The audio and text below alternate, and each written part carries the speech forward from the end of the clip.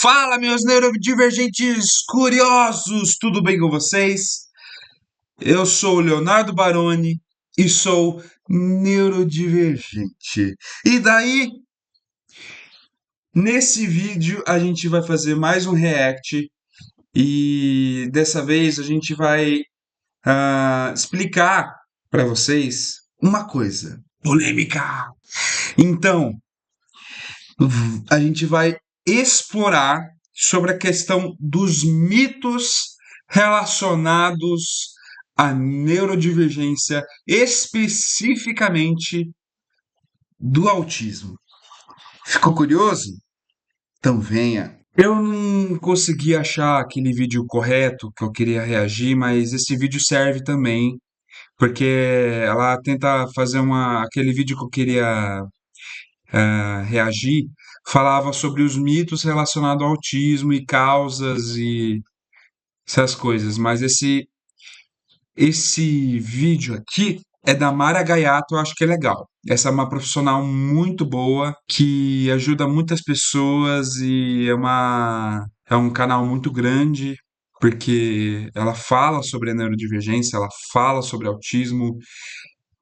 Mas eu acho o vídeo legal, é um vídeo sobre mitos do autismo, né? Vamos assistir aqui. Hoje é dia 1º de abril, dia da mentira. E quem dera se as pessoas usassem só essa data para espalhar mentiras sobre o autismo, né? Mas não. Eu sei que algumas questões do espectro podem ser complexas e confusas, mas nós precisamos desapegar de certas coisas, já! Então eu aproveitei a data de hoje para falar sobre 5 mentiras relacionadas ao autismo, para você tomar muito cuidado. Vamos lá?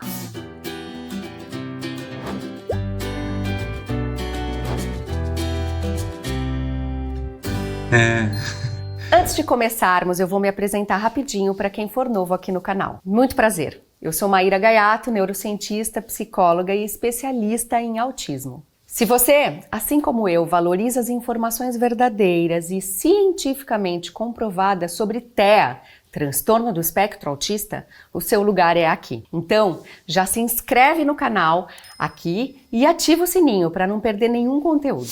Vamos lá para o nosso mito número 1. O autismo é... Aproveitando a deixa da Mara Gaiato, se inscreva aqui no canal, ative o sininho e bora assistir o vídeo. causado pela negligência dos pais. Oi? Não, nada disso, pelo amor de Deus. Nós temos que tirar, ou melhor, eliminar essa ideia de que o autismo é culpa dos pais ou de alguma coisa externa específica do desenvolvimento da criança. O TEA... E muitas pessoas acabaram adquirindo, né, um termo que é mãe e pai geladeira, né? Porque essa questão, cara, é muito chato para os pais. Já está sendo difícil para os pais, né? Mas a questão da origem do autismo não é. Ela não é uma questão assim.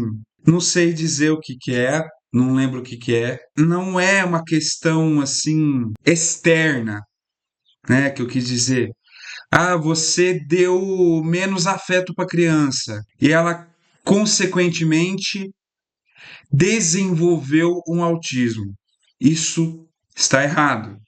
Autismo não se pega, entendeu? Ele se nasce, ele tem uma causa do DNA. Mas tem várias causas assim que são intrauterinas. Por exemplo, a mulher já tem, ou o pai ou a mãe já tem uma predisposição genética para ter um filho autista, vamos supor. E acontece uma infecção durante a gravidez. Aí aumenta as chances de se ter um filho autista, porque a pessoa já tem a predisposição. Mas a pessoa ela tem que ter a predisposição, não é o autismo ele não se pega, gente. A criança só porque deu afeto, perdeu o afeto, a criança vai virar autista? Não existe essa de virar autista. A pessoa se nasce autista. Se nasce autista, ok? Isso é um mito. E ela tá certa. é um transtorno do neurodesenvolvimento, ou seja, Isso. o cérebro da criança se forma de uma maneira atípica. E aí, com isso, ela apresenta alterações no comportamento, na socialização e nas funções executivas.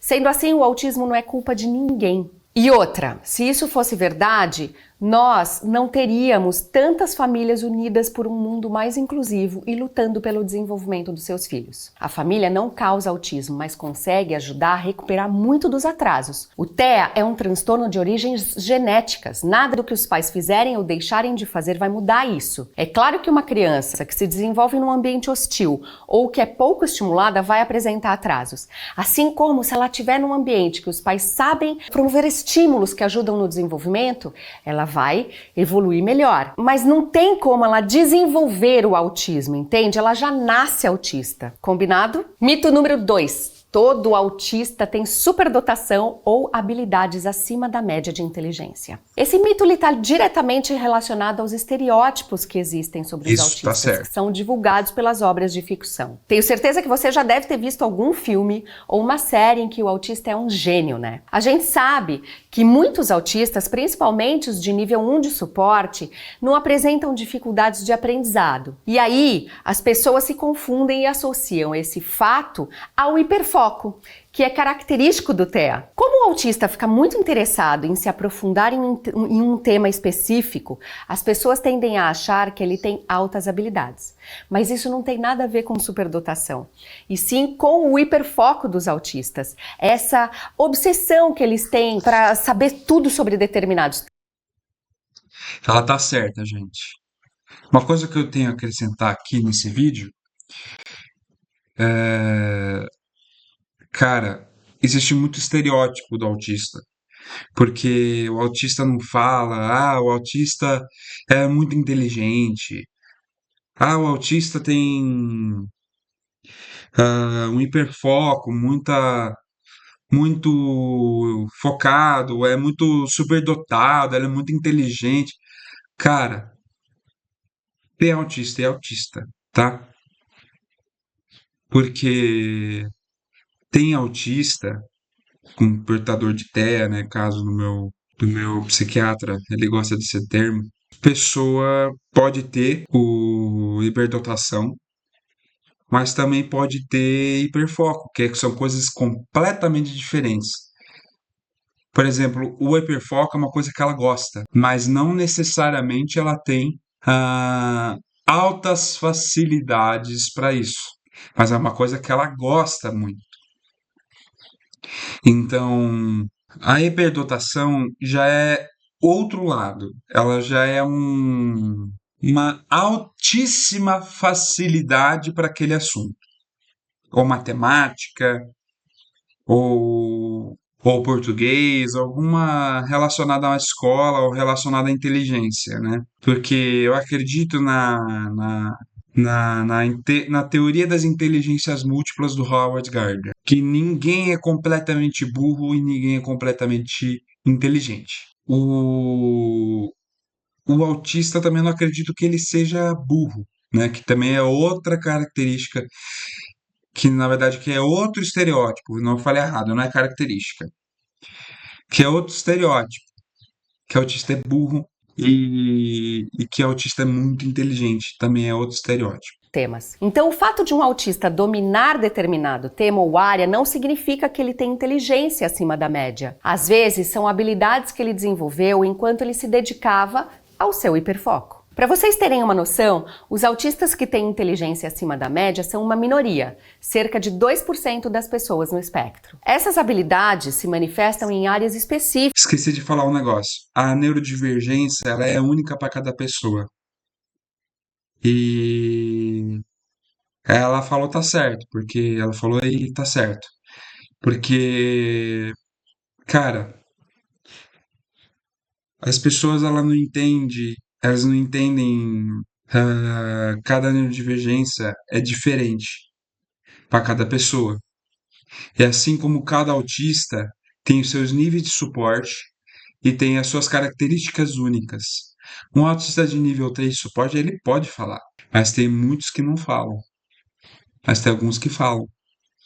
Não é o único, entendeu? específicas como matemática, música, arte e memória, o que não isenta essas pessoas de terem as dificuldades que o espectro pode proporcionar, principalmente nos campos motor e comunicacional. Mito número 3. Pessoas autistas não têm empatia. Nada disso. Autistas têm empatia sim, mas essa é uma questão um pouco mais complexa de responder. Para isso, vamos começar considerando a definição de empatia. Empatia nada mais é do que a capacidade psicológica que nós temos de, a partir da observação de outras pessoas, nos colocarmos no lugar delas. E a partir disso e das nossas próprias impressões, compreender os sentimentos e o comportamento dessas outras pessoas. A gente já sabe que a base do autismo são essas alterações e atrasos no desenvolvimento da comunicação social. E essas alterações fazem com que o autista tenha mais dificuldade de se conectar e de se colocar no lugar de outras pessoas. Tem uma teoria chamada teoria da mente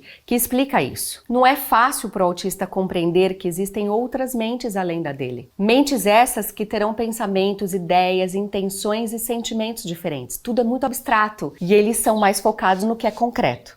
Ou seja, pode ser que uma questão extremamente importante e emocional para uma pessoa não seja vista dessa forma pelo autista. E ele Vou colocar um fato aqui que aconteceu comigo. Eu tenho, como vocês sabem, eu tenho muito apreço por finanças, né? Como sempre eu falo aqui. E, assim, eu acabei conversando isso com um autista, né? Com um menino, um amigo meu, autista de nível 2 de suporte, inconclusivo, né? O diagnóstico dele. E, assim, eu acabei conversando com ele sobre investimento, que é uma coisa que eu gosto muito. E eu conversei assim, ativo aquilo que traz dinheiro e passivo aquilo que extrai o seu dinheiro. Daí eu perguntei para ele, legal, né? Ele falou, batatas são gostosas. Ele não entendeu nada que eu expliquei, porque para ele é abstrato isso. Entender o que eu sinto sobre isso, entender o que eu falo sobre isso, é abstrato. E para ele, o concreto é fazer, sei lá, fazer aquilo que ele ama. Para ele, o concreto é outra coisa, é gastar o dinheiro, entendeu? pode não ter esse tato, sabe? Essa habilidade de interpretar e acolher. É uma linha de pensamento mais prática e objetiva. Então não é que as pessoas do espectro não tenham empatia, que elas sejam frias, calculistas e tudo mais, nada disso. Elas só têm mais dificuldades de perceber essas situações em que deveriam expressar essa habilidade. É uma dificuldade, não uma incapacidade. Mas também sem generalizar. O TEA é muito amplo, então um autista ele pode ter muito mais dificuldade de expressar a empatia do que outro. De qualquer forma, é possível trabalhar e desenvolver essa habilidade em todos os autistas, com terapias baseadas na ciência ABA, com estratégias naturalistas, melhor ainda. Mito número 4. O autismo é uma condição rara. Há uns 20, 30 anos atrás, essa visão até poderia ser correta. Mas hoje, a ciência já nos diz que não, que o autismo está muito mais presente na nossa sociedade do que conseguimos imaginar. Veja bem, dados do CDC, o Centro de Controle de Doenças lá nos Estados Unidos, mostram que 1 a cada 36 crianças é autista.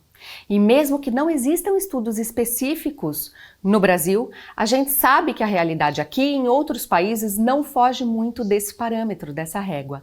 Então o que nós podemos concluir é que existem muitos autistas por aí, mas a maioria Tem muitas pessoas também que estão dentro do espectro e que não necessariamente são, porque tem muito transtorno, né? Como por exemplo o TDAH, que tem muito em comum com o autismo. Por exemplo, eu estou dentro do espectro, mas o meu diagnóstico não é de autismo, e sim inconclusivo de TDAH. É inconclusivo de transtorno ansioso e também inconclusivo de TEA também, né? Mas eu sou inconclusivo. Eu não sou nenhum desses três. A maioria deles não tem diagnóstico. É isso que acontecia antigamente. Como o conhecimento sobre TEA era muito limitado, o acesso ao diagnóstico era mais ainda. E essa visão do autismo como um transtorno raro também vem das pessoas não compreenderem que ele é um espectro.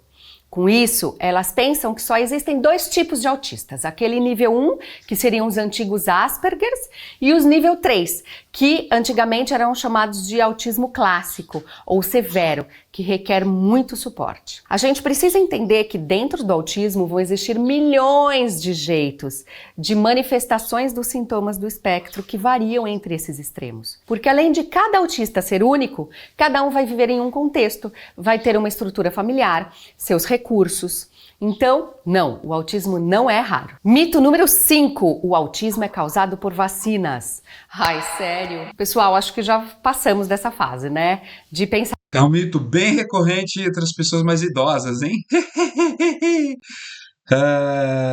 Então, assim, o que eu tenho a dizer é que tem um mito que foi espalhado pelo Trump, por exemplo, pelo presidente Trump, que a Tilenol, Sinus, aquele Tilenol, quando é ingerido pela gravidez, causa o nascimento de uma criança autista.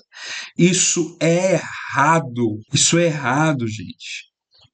Porque a causa do autismo é genética, como eu falei para vocês. Não é uma causa externa, um remédio que vai fazer isso. Então, é uma causa genética intrauterina, uma causa genética. Esse tipo de coisa. Não existe nenhuma comprovação científica que ligue o transtorno autista com vacinas utilizadas para a imunização de crianças. Pelo contrário, já existem estudos mostrando, quebrando esse mito. O autismo é um transtorno de origem genética. Essa fake news ela já escalou tanto que até hoje tem pais que morrem de medo de vacinar seus filhos. Alguns têm medo até de se vacinar, achando que podem ter um filho autista por causa disso. Pessoal, a vacina é uma ferramenta de saúde coletiva. E antes dela chegar até o posto de saúde, ela passa por inúmeras pesquisas e testes.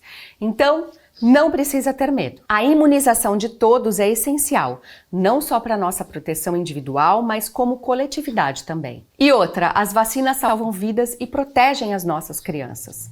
Não deixem de vacinar seus filhos e nem vocês mesmos, por favor. Não sei se você percebeu, mas quase todos os mitos que eu citei aqui têm uma coisa em comum. Eles colocam os autistas em caixinhas e eles ressaltam estereótipos que nada contribuem para o espectro. E quanto mais a gente estuda sobre TEA, mais a gente compreende que cada autista é singular, nenhum vai ser igual ao outro. Então, o primeiro e mais importante mito que nós temos que combater, no fim das contas, é achar que os autistas são todos iguais. Isso não existe. Cada um tem a sua personalidade, a sua história, os seus recursos. Afinal, antes deles serem autistas, eles são pessoas.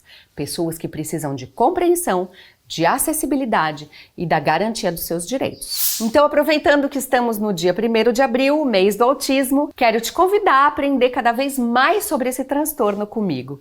Se inscreve aqui no canal, ative as notificações e me segue lá nas redes sociais, que vai ter muito conteúdo legal esse mês para enriquecer os seus conhecimentos sobre o TEA. Eu posso garantir que você não vai se arrepender. Obrigada por assistir até aqui, um beijo e até o próximo vídeo. Tchau, tchau! Se inscreve no canal da Mayra, que vai ser é um canal muito bom e é um canal excelente. Eu achei o vídeo muito essencial. Eu gosto de reagir esses vídeos com vocês, porque é uns vídeos que eu posso dar a minha visão, né? Eu posso entregar um conteúdo mais dinâmico para vocês. E é isso. Gostou do meu vídeo? Se inscreva aqui no meu canal, ative o sininho e falou!